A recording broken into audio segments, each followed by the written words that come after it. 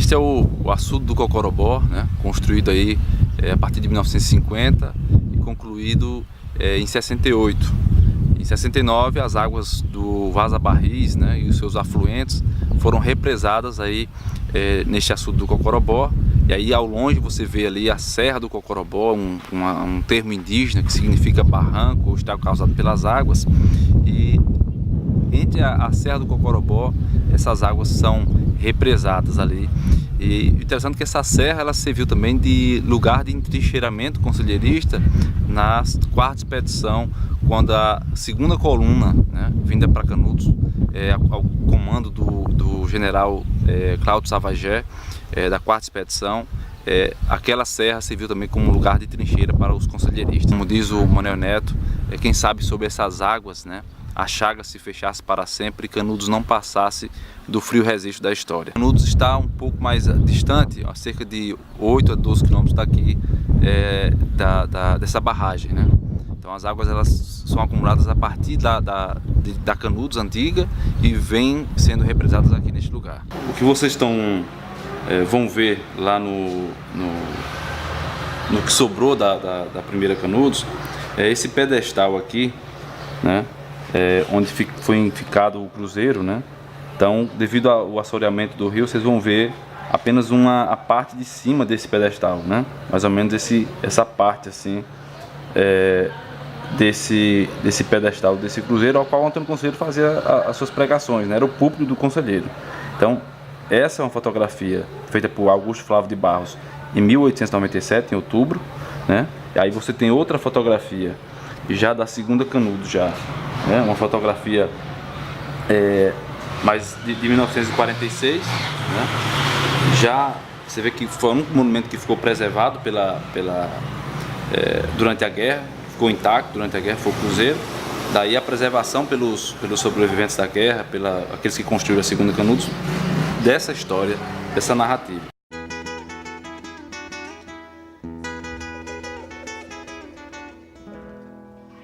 Num profundo deserto sem ter fonte, já surgiu um regime igualitário, que um justo já sexagenário fez erguer-se a cidade Belo Monte.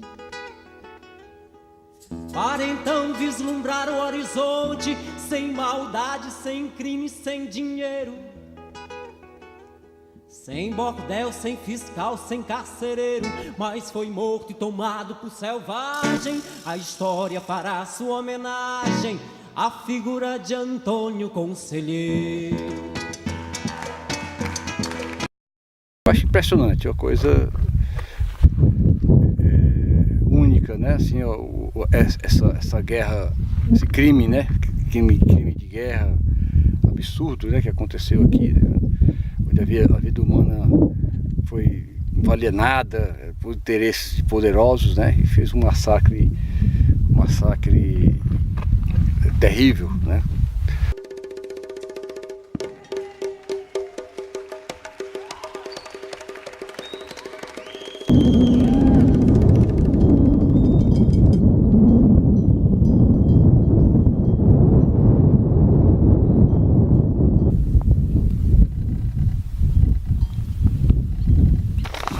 Nós estamos exatamente aqui neste canto.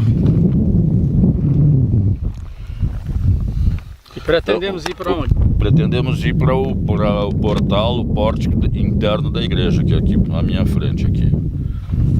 Agora eu queria ver o pedestal do cruzeiro, que ele disse que dá para ver um pouquinho. Ele tem que estar por aqui, nessa água aqui.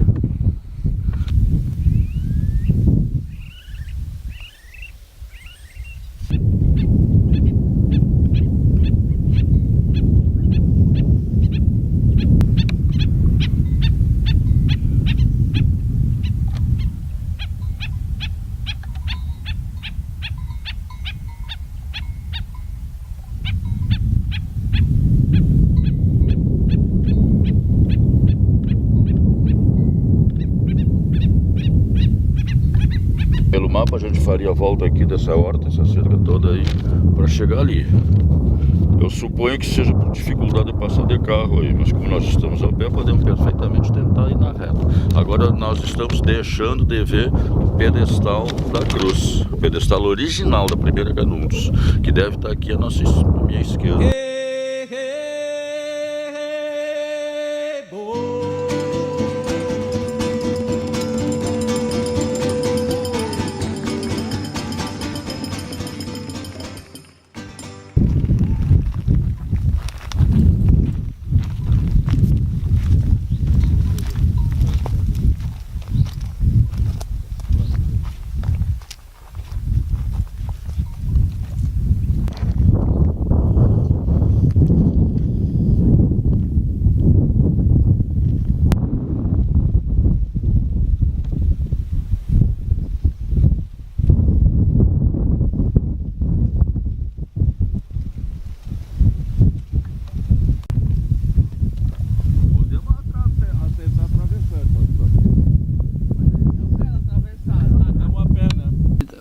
Daqui de onde nós estamos, nós podemos avistar aqui umas colunas que tinham dentro da igreja. Essa coluna, pelo que foi informado, ela dividia aonde ele ficava, né, do resto dos seus seguidores.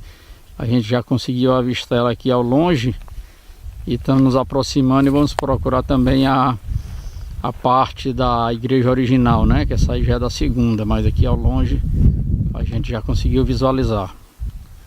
Tá quente. O caminho é meio complicado, mas a gente chega lá.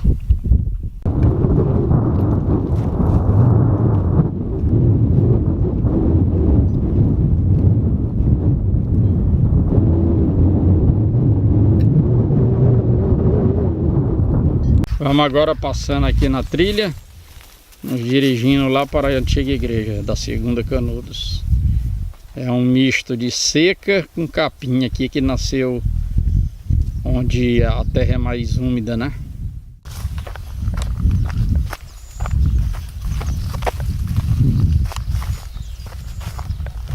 O chão seco do açude parece enormes cânions. Eu já vi muito açude seco, mas com a vala desse tamanho eu acho que é a primeira vez. Realmente impressiona aqui o tamanho das valas que se formam aqui no chão seco do açude. Açude seco, esturricando, e logo atrás as ruínas como se tivesse olhando para a terra ressequida, né? É uma visão bem pesada para a gente ver e saber o que aconteceu aqui, né? Chegar nesse lugar aqui devia ser um dever de todo brasileiro para conhecer um pouco da nossa história. Mas infelizmente tem gente que prefere conhecer a história de outros povos do que conhecer a história do nosso próprio povo. Isso é lamentável. Acho que a pessoa devia primeiro conhecer a história do seu país para depois ir conhecer o mundo. Mas tem gente que faz o inverso. É uma pena você chegar num lugar desse e encontrar o que os vândalos já andam fazendo por aqui, né? Você pode ver um monte de nomes ali já riscados nas ruínas da velha igreja. A pessoa que chega e escreve um negócio desse não tem a mínima noção do prejuízo que está causando para a nossa história. Realmente é uma coisa absurda, né? Isso aqui num país sério, num país de vergonha, isso aqui estava cercado, estava preservado e ninguém podia fazer esse tipo de atitude. Lamentável, só deixa a gente triste em encontrar o pouco que resta dessa forma.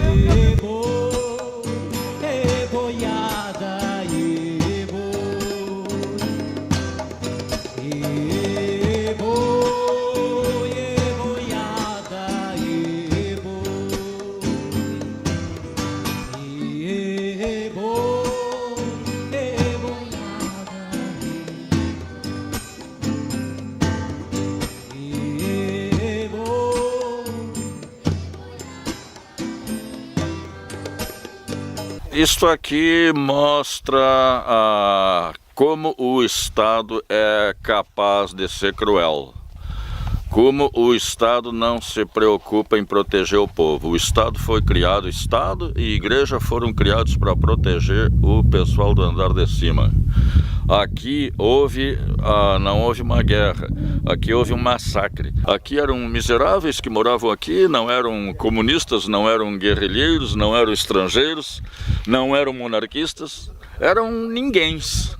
Eram pessoas da maior humildade que se aglutinaram em torno de um beato e que os liderava e que lhes oferecia uma perspectiva de liberdade, de trabalho, de distribuição dos poucos bens que tinham, entendeu? Então isso aqui foi reprimido fundamentalmente porque são pessoas que abandonaram o seu labor semi-escravo ou em condições similares à da escravidão nas fazendas do entorno. Isso naturalmente incomodou os latifundiários. Esta aqui é a segunda igreja construída. Eu não tenho certeza se é sobre os escombros da antiga igreja, mas parece-me que não. Foi construída uma pequena igreja quando o conselheiro chegou. Aí vieram as forças, derrubaram. Os sobreviventes, os poucos sobreviventes, agregaram mais pessoas e construíram esta nova igreja. Mas ela fica submersa. É que o açude agora no momento está seco. É um detalhe para a gaúcha verificar o que é uma seca no Nordeste. Aqui no meio do sertão não chove há muito tempo. Tanto é que nós estamos no leito do açude. Dá para observar aqui as gretas. Isso aqui é o leito do açude. Estamos entendendo que o pé do cruzeiro esteja aqui bem na minha frente aqui, pertinho. É porque o mapinha dele não tem escala, mas pelo posicionamento a gente sente que o cruzeiro tem que estar aqui, neste quadrante. Acho que ele está ali um pouquinho à direita, está aquela ervinha marrom mais alta ali. Oh, meu Antônio Conselheiro, que mora no pé da serra.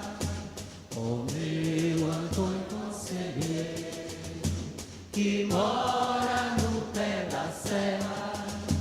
Olha o som da corneta e olha a pancada da caixa de guerra. Cara, eu acho que tá aqui é uma grande emoção, também uma grande decepção, porque hoje em dia é o retrato do país da gente, a classe dominante expurgando a classe que não tem nada, tá entendendo? E quando eles conseguem, que houve aqui, manter um tipo de relação comunitária em cada um vivendo da forma precária, mas cada um se ajudando, isso incomoda, entendeu? Então, pra mim, a primeira vez que eu tô vindo aqui é uma sensação boa, mas também é uma sensação de tristeza, tá entendendo? Porque é muito difícil você ver que aqui um canto tão remoto e para ter incomodado tanta gente, se tivesse ele deixado eles livres aqui do jeito que eles queriam, não tinha tido problema, podia ser até uma realidade do Brasil diferente, mas enfim, é uma sensação boa, mas também é uma sensação de decepção da política da gente, da forma que a gente foi colonizado, o jeito que a gente foi colonizado, onde os ricos, o coronelismo que ainda existia antigamente, existe hoje ainda, entendeu? Os padrinhos políticos, tudo. Você vê que ainda estamos no tempo do carro-pipa, tem carro-pipa ali para trás, tirando a água, a indústria do carro-pipa. E a seca ainda gerando dinheiro para esse povo aqui que só faz explorar. É isso. Esse momento é o momento de poder conhecer algumas ruínas da antiga Canudos, né? É claro que vale a pena. Então aqui é uma oportunidade que estamos tendo para conhecer todo o cenário da guerra, né? Que fica submerso, né, pelas águas do açude, né? Então aqui é uma oportunidade que tivemos de vir conferir, né? Quem puder vir, quem tem interesse, que venha conhecer, que vale muito a pena. Um fato histórico, né, marcante da história do final do século XIX. Então é muito interessante para quem tem interesse em história vir aqui em Canudos e ver o que é que tem aqui os registros que estão aqui. Uma oportunidade que estou tendo o privilégio, né, de aproveitar. Teus pais falavam alguma coisa de conselheiro? Muita, falavam. O que é que eles diziam? Eles falavam que Antônio Conselheiro era bom, trabalhador, tinha muita roça, vivia do milho, da broba, E ele naquela luta de sempre, né? Que ele era muito trabalhador. Meus avós contavam. O senhor acha que a vida hoje é mais difícil que naquele Hoje a vida é mais difícil. As velhas se batendo, atrás do peixe não acha. Acabou as roças da gente. Hoje só tem capim, não tem mais a verdura que a gente comia, da roça, broba, feijão, melancia. Hoje não existe mais essas coisas. Acabou por a água do açude. E qual a esperança que vocês têm? A esperança é pedir a Deus que mandar chuva para ver se o açude enche para a gente pegar o peixe para manter a feira da gente. E hoje a gente está pegando nada, bota ali e não sai nada.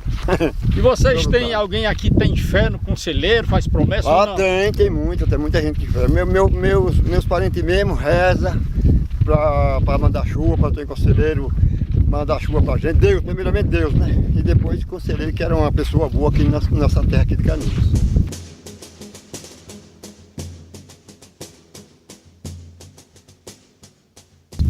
Estamos aqui procurando a base que está escondida aqui dentro da vegetação hoje. A base do cruzeiro. Nossa amiga aqui está nos auxiliando aí nessa busca.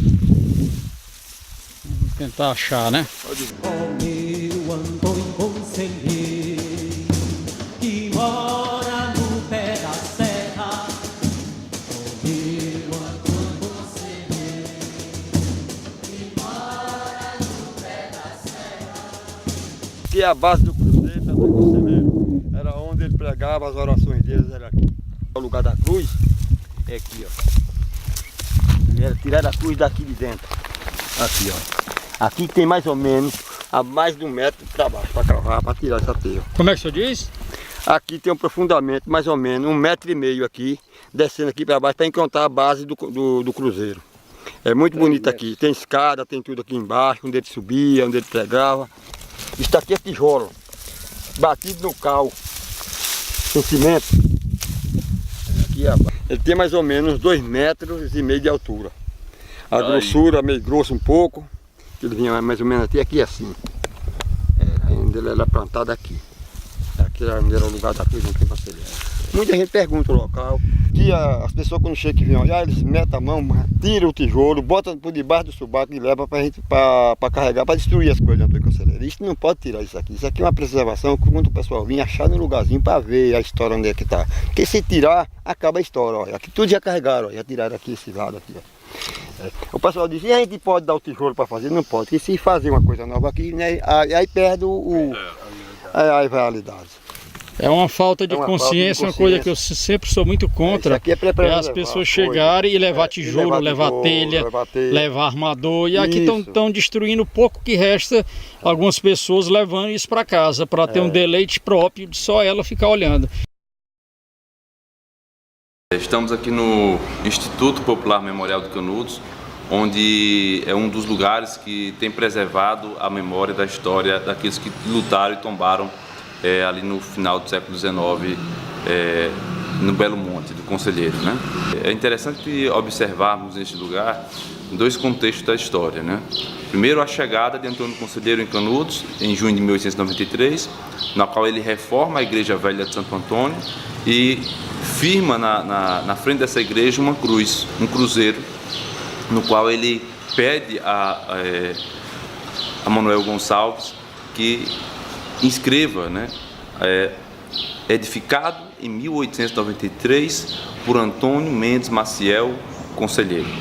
E ele, após se estabelecer em Canudos, grandes eram as multidões que vinham para o arraial. Em 1894, ele começa a construir uma nova igreja, a Igreja Nova do Bom Jesus. Em 1896, ele compra a madeira para a cobertura dessa igreja, paga essa madeira em Juazeiro e resolve mandar um recado para o madeireiro para que viesse essa madeira para Canudos. O dono da madeireira disse que não tinha transporte para enviar essa madeira, nem tinha como vir pelo rio. E sobre essa desculpa do dono da madeireira, Antônio Conselheiro manda um recado dizendo que iria buscar com seus fiéis essa madeira. Essa notícia chega aos ouvidos de um antigo desafeto do conselheiro, chamado Arlindo Batista Leone, no qual telegrafa para o governador da Bahia na época, o Luiz Viana, dizendo que o conselheiro iria invadir e saquear Juazeiro. não satisfeito, ainda espalha o boato por Juazeiro e as pessoas ficam assombradas e atravessam o Rio São Francisco para Petrolina. Essa madeira não veio para Canudos no período da construção da Igreja Nova de Bom Jesus. Após eu telegrafar por 2 vezes para o governador da Bahia, Luiz Viana resolve mandar uma tropa com cerca de 116 praças para poder impedir que o conselheiro chegasse a Juazeiro, e essa tropa vem comandada pelo tenente Pires Ferreira. Essa madeira, ela chega praticamente quase 100 anos depois, porque foi doada em 1994, né? E por uma neta do dono da madeireira da qual o Antônio Conselheiro havia comprado, ela se sensibilizou e resolveu doar essa madeira. Então, o Antônio Conselheiro foi interrompido durante a construção da Igreja Nova de Bom Jesus, e essa madeira, nós chamamos aqui da madeira da discórdia, ela foi o estopim da guerra. Não sabemos que não foi o motivo para que o conflito assim se iniciasse, porque nós temos várias